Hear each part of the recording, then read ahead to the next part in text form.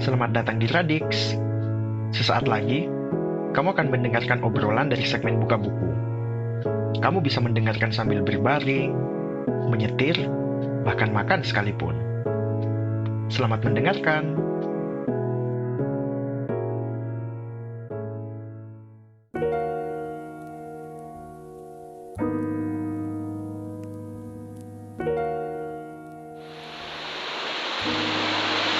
Saat ini saya sudah ditemani oleh penulis kumpulan cerpen pengarang Dodit yang sebelumnya telah terbit melalui penerbit Basa Basi pada Februari 2019 lalu. Doni Ahmadi. Selain menulis cerpen, ia juga menulis esai dan menerjemahkan. Salah satu bukunya yang telah diterjemahkan yaitu The Sea Close By yang terbit di Pelangi Sastra pada 2019 lalu. Nah, selain cerpen, esai dan menerjemahkan, lu nulis apa lagi, Don? Nulis kritik sastra. Deketin sini biar enak. Kan kritik sastra sama udahlah oleh esai bola. Oh, esai bola ya. Lu nggak nulis puisi gitu? Nggak, kemarin pas ketemu sama Nasrul tuh kan, selain kami mengobrolkan banyak hal, salah satu yang kami obrolkan adalah bagaimana puisi-puisi lu ketika masa-masa awal yang sangat menjijikan itu ya. Ya, nggak kenal lu nggak mencoba untuk nulis puisi lagi. Udah tobat di jalan ke penyairan. Karena apa ya? Terlalu jadi Etigo Gunawan Muhammad. Pada akhirnya udah karena baca Gunawan. Yang paling jauh Ibrahim Sattah. Tapi tetap aja larinya ke Gunawan apa? GM lagi. Di satu sisi kita baca banyak tentang GM dan betapa menyebalkannya pemikirannya kan. Kalau nulis puisi jadi GM gimana? Udahlah, skip.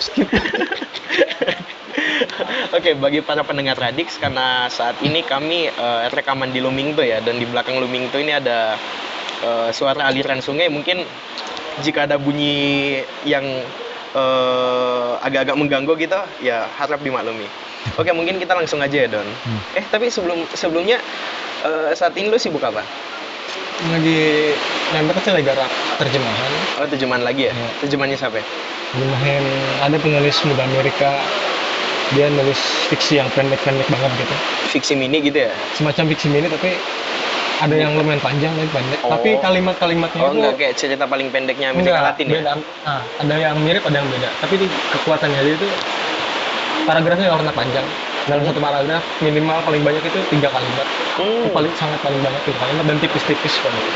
Antologi satu orang ya? Enggak, itu bikin antologi bersama. Ada dia, ada David Eagleman. David Eagleman itu buku yang terjemahkan ini judulnya Sum, hitungan. Jadi ini bukunya itu isinya 40 dongeng setelah kematian. 40 dongeng setelah kematian? Iya. Ya, aku bocorin satunya ini kali ya. Ketika kau mati, kau akan dibangkitkan.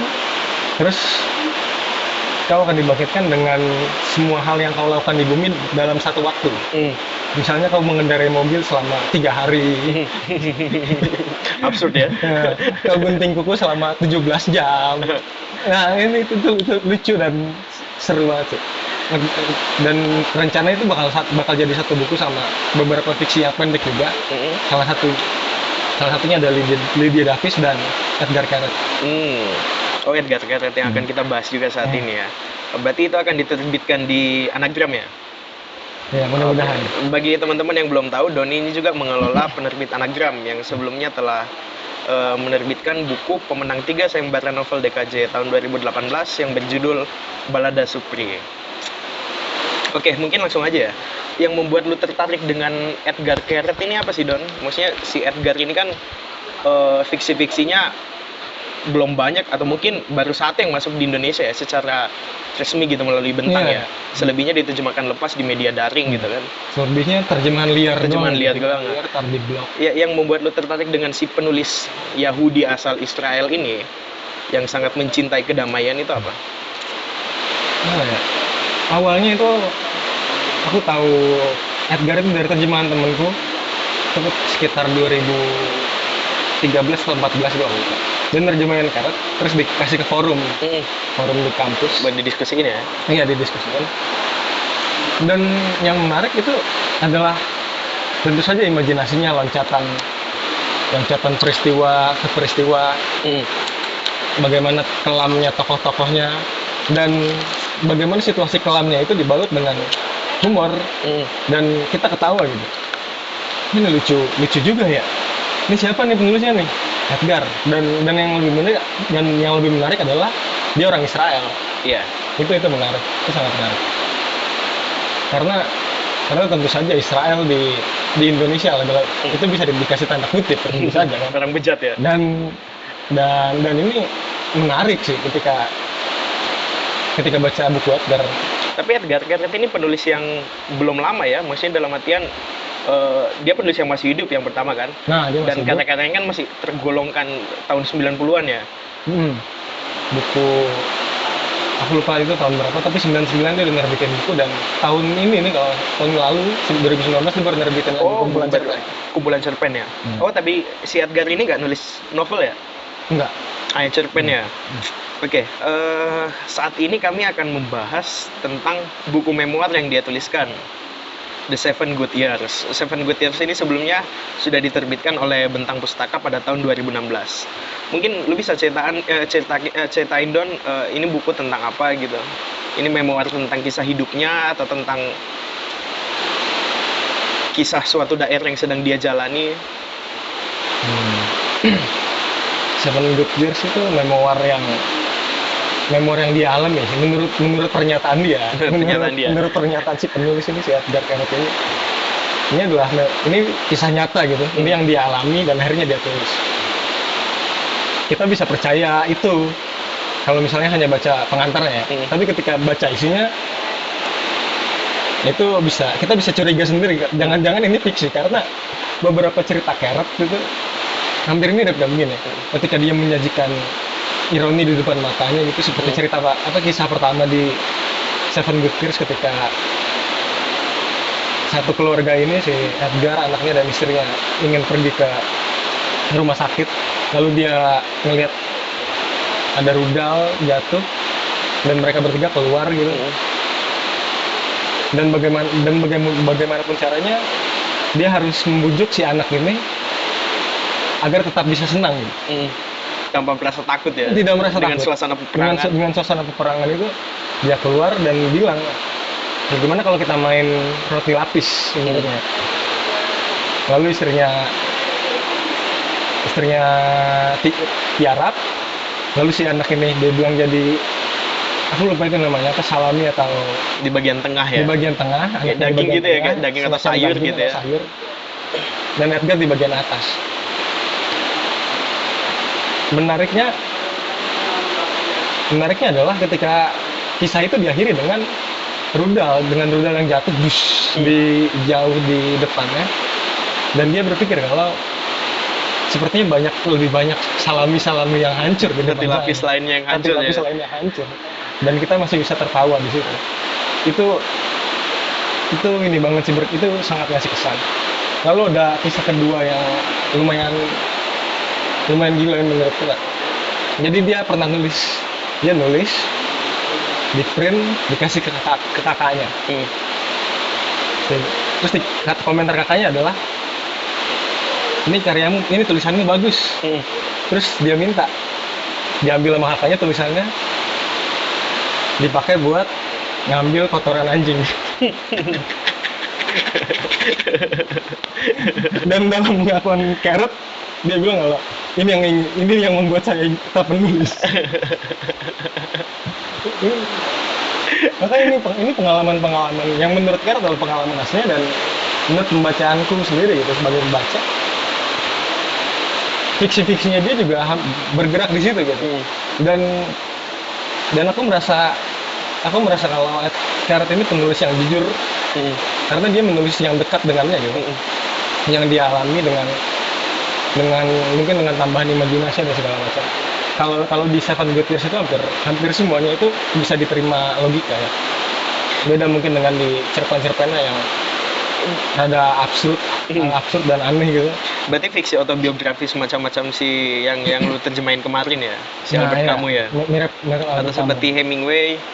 Ya, yang novel The Fast. Tapi katanya buku ini mengandung humor yang gelap dengan kelucuannya. Itu humor yang gelap yang dimaksud oleh si Carrot ini bagaimana penyampaian humornya? Jadi ada satu kisah ketika Carrot di Jerman. Tentu saja Jerman dan Yahudi itu punya masa lalu yang sangat kelam dan kita semua tahu tentu saja.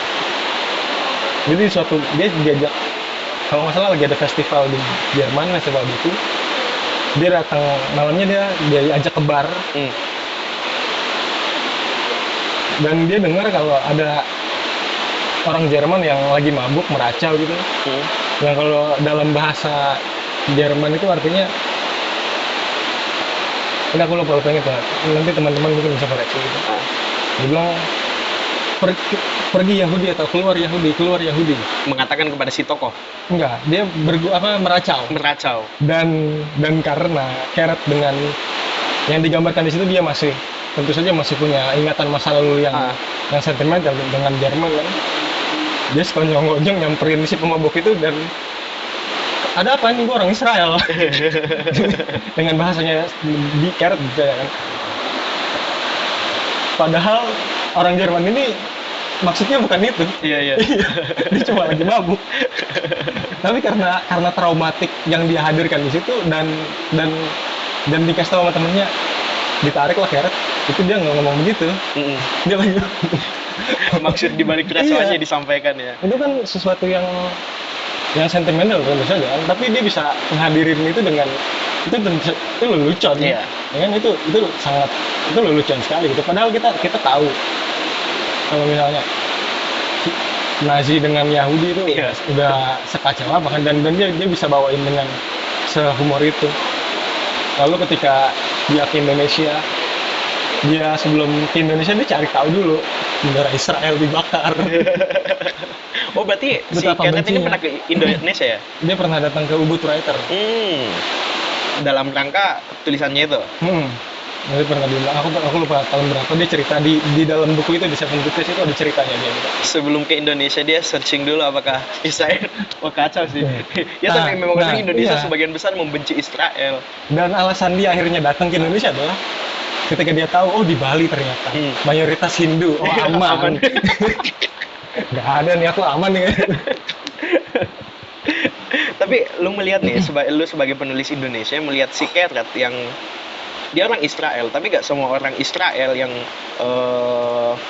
terlahir sebagai berkeyakinan Yahudi itu mendukung dengan Zionisme.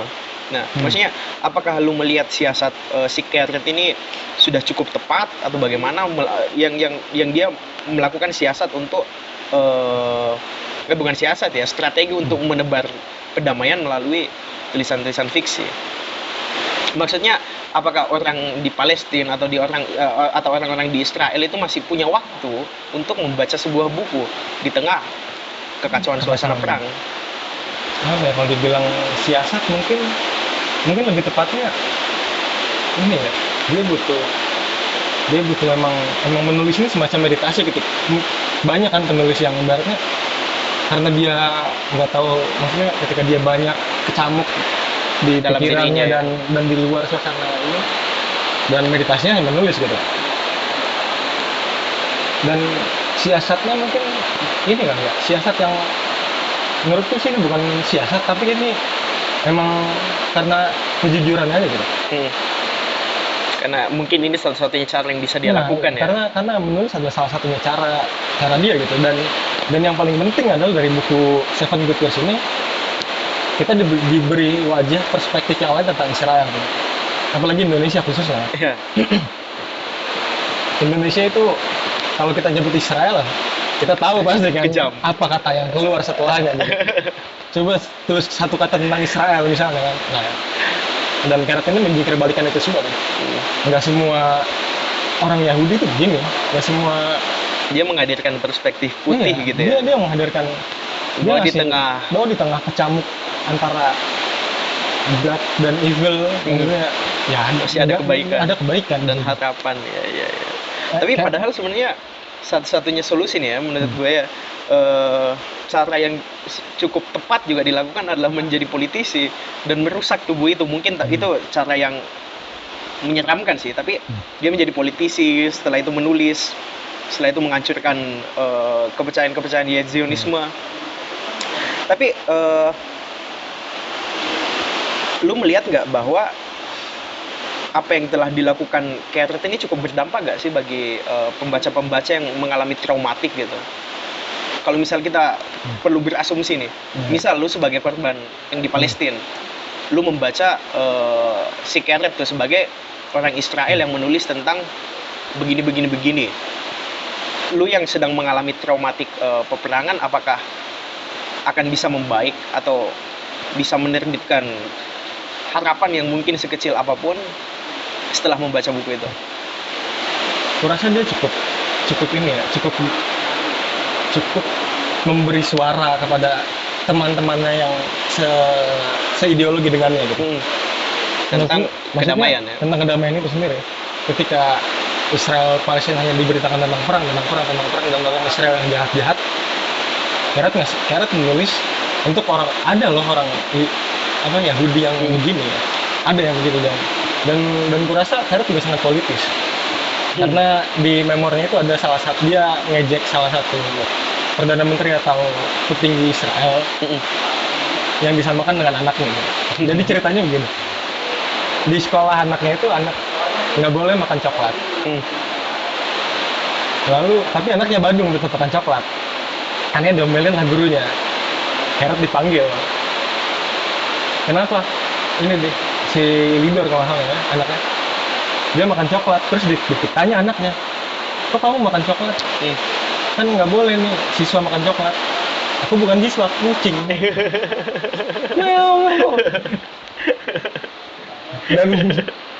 dan disambungkan dengan salah satu Perdana Menteri Israel yang kerjanya makan yang tidak seharusnya. Dan itu jadi berita kalau aku lupa namanya ini siapa. Dia bilang kalau Perdana Menteri ini adalah kucing yang gendut. lalu anaknya di asal. Oh berarti kau sama seperti ini.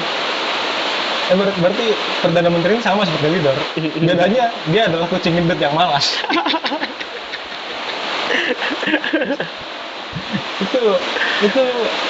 itu sangat humornya dapat ya. Terus narasinya bagus sekali, bagaimana plotnya, bagaimana ini ketemu ini dan bertemu itu makanya aku curiga kalau ini jangan-jangan fiksi gitu, udah dikonsepkan yang sebelum ditulis gitu. Enggak seperti memor seperti biasanya kan kayak gitu. Tapi lu melihat di The Seven Good Years ini teknik bercerita yang digunakan oleh si Keret ini bagaimana sehingga lu memiliki asumsi yang kuat bahwa ini bisa dikategorikan sebagai fiksi, bukan hanya sebagai non fiksi? Pertama itu cerita dan plot ya. Itu yang paling krusial dalam. Bedanya sama esai atau curhatan biasa itu, akhirnya kan biasa aja. Iya. Hampir semua dalam cerita ini, Keret selalu punya akhir yang selesai. Iya. Ketika dia mengakhiri kisah di satu bab, cerita itu selesai. Terus lari ke cerita kedua, ceritakan tentang ini lagi dan selesai. Membangun kembali ya. Dan membangun kembali itu, makanya aku curiga kalau ini kayak fiksi. Karena biasanya kan ketika misalnya bab 1, dia pasti akan menceritakan, misalnya dia lagi bicara tentang kehidupannya gitu, ya dia akan berkutat di situ. Lalu kedua tentang karir misalnya, tapi ini enggak gitu. Setiap tahun dalam Seven Good Years ini. Oh ini benar, ini ada berapa bab? 7 bab. Ada per 7. tahun. Oh berarti iya. Sesuai dengan judul sesuai dengan judul. 7 tahun yang baik 7 tahun yang 7 tahun yang baik. Sebenarnya nggak baik-baik. Enggak, maksud gue apakah dari tahun pertama nih itu sudah baik atau puncak kebaikannya baru nyampe di 7? Di 7 masih lumayan itu. Maksudnya ironi-ironi yang ada di awal itu akhirnya ada ketika dia cerita. Aku lupa kalau waktu ayahnya meninggal kalau nggak salah. Itu terulang kembali di 7 ya? Masih ironi-ironi yang dihadirkan sebelumnya? Ketika tahun pertama dan akhirnya muncul lagi ini ketika dia mengingat ayahnya bagaimana dan segala macam. Tapi lu pribadi Don, ketika membaca memoir nih, yang asik itu yang kayak gimana sih? Apakah yang dituliskan sebegitu apa adanya, atau yang dibalut dengan dramatisasi cerita? Walaupun tetap berpijak kepada fakta-fakta yang telah terjadi dari dalam diri dan luar dirinya. Dramatisasi cerita itu perlu ya, apalagi dalam fiksi itu. Aku rasa semua memoir melakukan itu, pasti melakukan itu. Oh, berarti enggak, kebanyakan memoir di Indonesia ya, kebanyakan kayak motivasi di Indonesia kan ada ceritanya. Zero to Hero tuh. Nah, itu. Tapi itu dramatisasi yang berlebihan kan? Nah, iya, itu berlebihan, dan di Keret dia menulis dengan apa adanya, seolah-olah itu emang benar terjadi. Dan dia emang sangat cerdas menurutku. Ketika dia menulis tentang satu hal, dia punya sambungannya gitu. Dan itu juga terjadi. Itu terjadi entah di tempat lain, entah di orang lain yang juga dekat dengannya gitu. Dekat dengan peristiwa-peristiwa sehari-harinya. Dan memoir semacam ini jarang banget ditemui di Indonesia tentu ya. Ya memoir yang tadi kau bilang gitu, dari Zero to Hero, rata-rata seperti itu kan. Diakhiri dengan, oh ternyata dia adalah pahlawan, oh ternyata dia. Karena sepembacaan saya, karena saya dulu cukup getol ya membaca buku-buku motivasi ketika dalam masa-masa yang sulit. Jadi ketika membaca, saya tidak pernah menemukan bahwa buku-buku motivasi di Indonesia itu from hero to zero. Kan itu adalah rumus yang salah. Mereka harus memulai dari nol sehingga menimbulkan kesedihan, orang tertarik untuk membacanya, dan berakhir kepada happy ending. Akhirnya memberi motivasi. Nah, semua orang bisa loh begini. Bisa melakukan, padahal itu tidak. Padahal itu mustahil. Menjadi seperti Hairil Tanjung. Iya, anak singkong. itu omong kosong sebenarnya. Maka terlalu banyak drama. Itu yang berlebihan itu, makanya dalam fiksi juga tentu saja yang berlebihan itu emang. Berarti tetap harus sesuai porsi ya ketika menuliskan memoir itu ya. Harus begitu. Dia menulis dengan jujur, dia menulis. Tapi menurut lo, ketika menuliskan memoir yang berdasarkan fakta nih, dan dengan gaya yang fiksional ya, apakah tetap bisa menghadirkan suatu kebohongan-kebohongan mungkin ya? Saya tidak tahu apa istilah yang tepat, mungkin kebohongan-kebohongan untuk menciptakan cerita yang menarik untuk disampaikan. Apakah bisa gitu mencampur adukan? Tergantung siapa penulisnya. Tergantung penulisnya. Sebenarnya pasti ada. Enggak semuanya autobiografi yang ditulis, apalagi autobiografi. Dia sendiri yang nulis tentang dirinya. Itu sudah pasti ya. Ini kayaknya lebih bagusnya begini nih. Sebagai penulis yang diminta untuk menulis tentang dirinya, ya kita sudah tahu kan bagaimana kan. Asal cerita yang bisa asik ya. Tapi Keret beda banget gitu. Dia mengutuk dirinya, dia mengutuk membercandai anaknya gitu. Bagaimana dia tetap mencari siasat. Yang paling sulit itu adalah ketika dia mencari siasat saat berdialog dengan anaknya gitu. Di buku ini nih jelas banget gitu bagaimana hubungan dia dan anak, hubungan dia dengan istri gitu. Aku lupa di cerita mana ketika dia memilih, dia sama istri berdebat untuk sekolah anaknya di mana. Apakah anaknya boleh jadi tentara? Pada akhirnya kan perang dan segala macam, dan Keret menolak itu tentu saja. Oh itu dia bisa menghadirkan hal intens dibalut humor yang sebenarnya kalau kita ada di posisi dia, kita nggak mungkin tertawa gitu. Tapi Keret bisa memosisikan pembaca di situ. Bagaimana dia menaik turunkan perasaan pembaca, dan kita bisa tertawa di satu sisi dan kita habis itu berdecak. Tapi yang menarik juga karena konteks humor yang dihadirkan ya, walaupun kita berbeda negara, kita masih bisa menangkap apa yang coba dia sampaikan itu. Kita masih bisa tertawa. Karena emang dia menulis dengan jujur. Dia menulis dengan jujur ya. Karena aku merasa begini loh. Fiksi yang ditulis dengan berlebihan itu pada akhirnya hanya akan menghasilkan kepalsuan dan tidak masuk akalan yang tentu saja berasa dengan pembacanya tentu. Nah ini mah ngarang nih, begini. Nah ini mah enggak. Mungkin lari ke Marquez gitu. Dia hidup dengan dongeng-dongeng itu gitu. Dan rata-rata orang-orang Kolombia juga hidup dengan dongeng-dongeng itu kan. Tapi gue rasa ini si Keret mestinya karena dia cukup lihai berkomedi ya, mestinya dia bisa mengikuti caranya Mark Twain, bahwa Mark Twain itu pernah menjadi stand up komedi ketika dalam masa-masa sulit. Karena dia pandai berhumor ya, karena bukunya juga kan ya di Krakatau itu panduan humor. Nah, terakhir nih yang mengenai strategi tuh, si Keret ini kan mempunyai strategi untuk saling bertukar terjemahan dengan penulis Palestina ya, yang gue juga lupa namanya. Menurut lo apakah strategi itu tepat juga ketika dilakukan oleh orang Indonesia untuk melakukan pertukaran terjemahan itu untuk saling menyampaikan apa yang telah terjadi di negeri kami? Iya, itu penting banget. Itu maksudnya dari beberapa tahun lalu aku sudah mikir begitu gitu. Makanya cara paling dekat untuk bertukar budaya itu adalah saling bertukar karyanya masing-masing, teks, saling bertukar teks itu. Bagaimana kita membaca Perancis, bagaimana kita membaca negara luar dari teks itu sendiri, dan bagaimana negara luar membaca Indonesia dari teks Indonesia. Dan rata-rata ketika para peneliti Indonesia itu kan rata-rata mereka menemukannya di teks lebih dahulu. Via teks, akhirnya tertarik, dicari tahu, dan akhirnya datang langsung. Dan apa yang dilakukan Keret itu sangat tepat ya. Sangat tepat gitu. Ketika dia bertukar terjemahan dengan penulis Palestina, saling menerjemahkan gitu dari bahasa Arab ke bahasa Ibrani dan bahasa Ibrani ke Arab. Dan akhirnya mereka berdua dan Keret pada tahun berapa itu kalau menjadi penulis Israel satu-satunya yang dibaca di Palestina kan. Tapi bukannya Keret juga menjadi penulis satu-satunya yang dibenci oleh segelintir pemerintah ya? Tentu saja. Ya. Tapi itu membuat dia aman ya, maksudnya dia tidak dihukum atau ditembak atau ditangkap. Apakah karena dia berprofesi sebagai penulis? Ya? Itu ada kemungkinan di situ satu.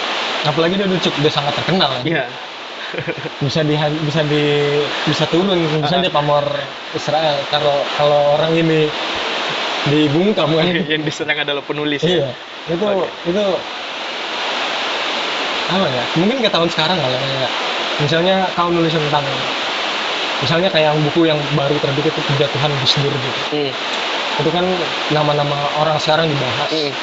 Dan apalagi orang-orangnya masih hidup dan ada di pemerintahan kan. Mungkin kalau penulisnya itu hidup di zaman Orde Baru mati ya. Itu sudah bisa dipastikan kan. Tapi karena sekarang udah begini, mereka pasti mikir-mikir juga.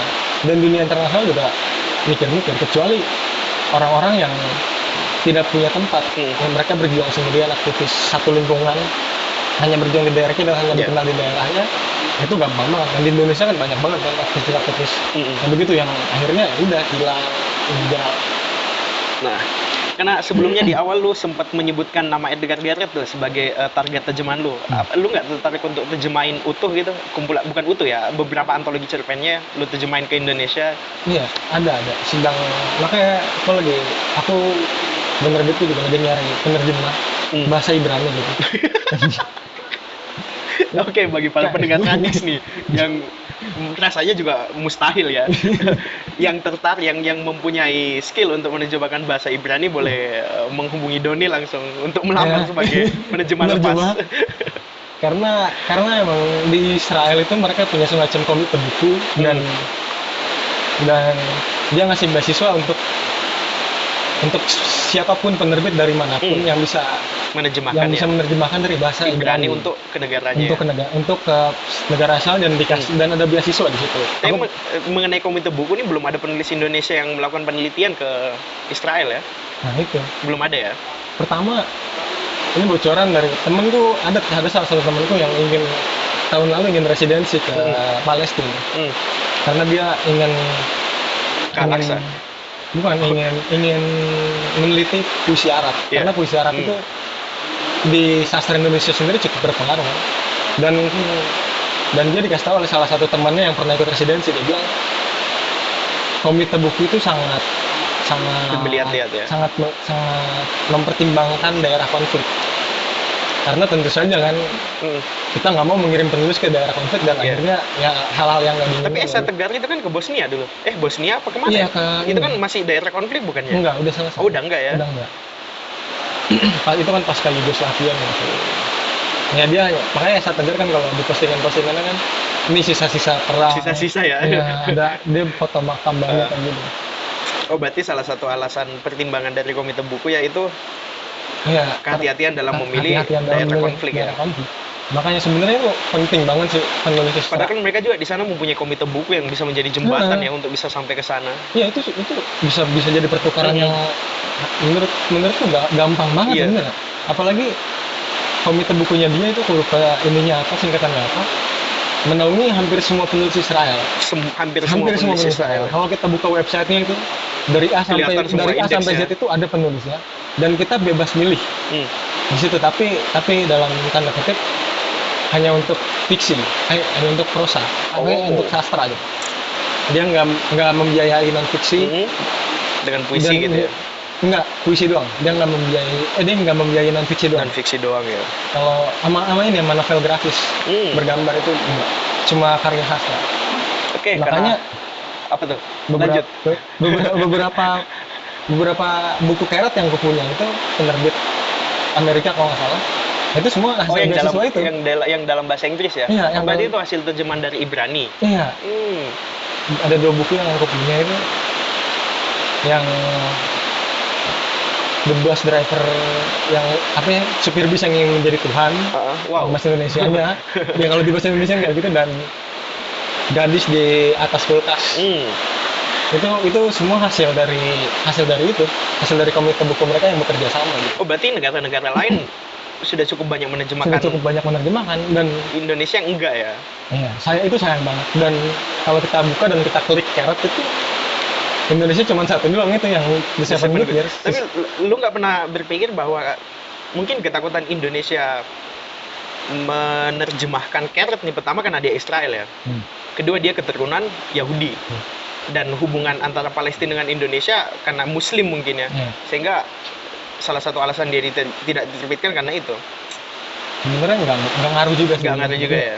Banyak kok filsuf. Ateis. Kita itu rata-rata Yahudi. Iya. Ya, hampir semuanya Yahudi. Theodor Adorno, Herbert Marcuse. Tapi itu udah mati. Iya. Ini masih hidup. Masih hidup. Oke, karena waktu kita sudah habis, terakhir nih.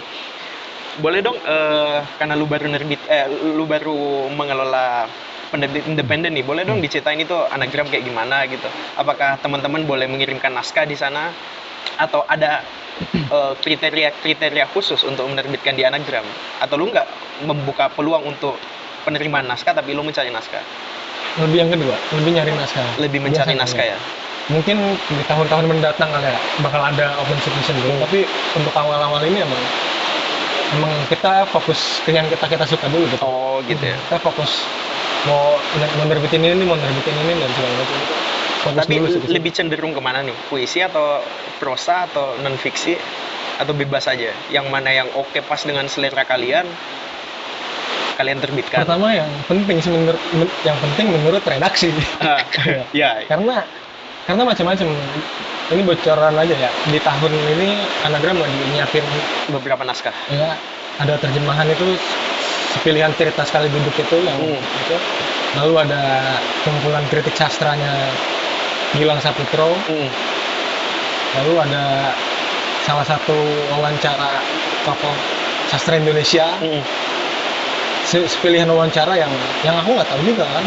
Wawancara itu laku gak sih sebenarnya kan? Tapi karena aku pikir itu ini penting banget ya. Ini bagian dari dokumentasi ya. Ini nggak boleh dilewatkan ini.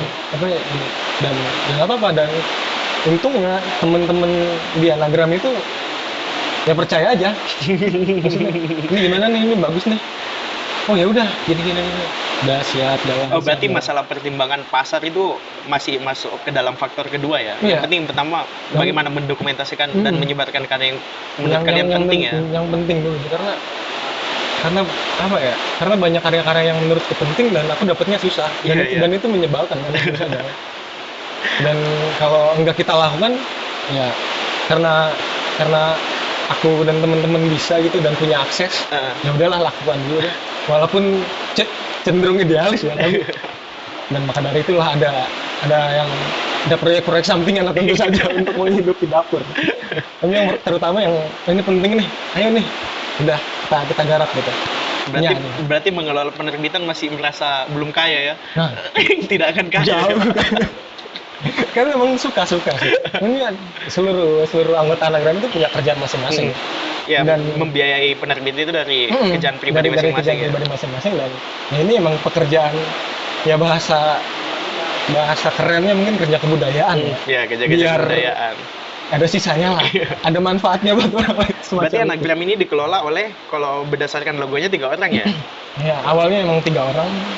Sekarang 10, 11? 4. Oh, masih 4 ya? Masih 4, belum banyak. Karena kita masih miskin. Belum bisa menggaji. Oke, kemarin nerbitin Balada Supri kan? Itu Balada Supri bisa didapatkan di mana? Apakah menghubungi langsung penerbit atau ke reseller ya? Bisa menghubungi langsung, ada di kontak Instagramnya penerbit Anagram, atau di penerbit Anagram itu udah banyak reseller. Itu didaftarin kok di akun Instagram. Oh iya, bisa menghubungi langsung. Jadi kalau misalnya pembelinya dari mana, misalnya Malang ya ada bagian buku pelangi atau buku. Lalu misalnya di Jogja ada banyak, ada berdikari-buku, ada pokoknya macam-macam lah. Itu di Makassar juga ada. Jadi ya lihat aja gitu yang deket yang mana, biar ongkir juga kan. Apalagi ongkir saat ini sellernya ada di kota mana ya, lagi menyebalkan banget. Oke, bagi para pendengar Radix yang tertarik untuk membaca Balada Supri, bisa langsung menghubungi @penerbit Anagram dan langsung cek tuh di kota kalian ada toko buku apa aja. Dan kalau kalian membeli, tentu membantu kerja-kerja kebudayaan dan menghidupi teman-teman. Dan untuk mendapatkan buku yang telah ditulis oleh si Doni, pengarang Dodit, bisa menghubungi juga toko-toko buku offline dan online lainnya. Saya Dandi sebagai penyaji segmen, sampai jumpa.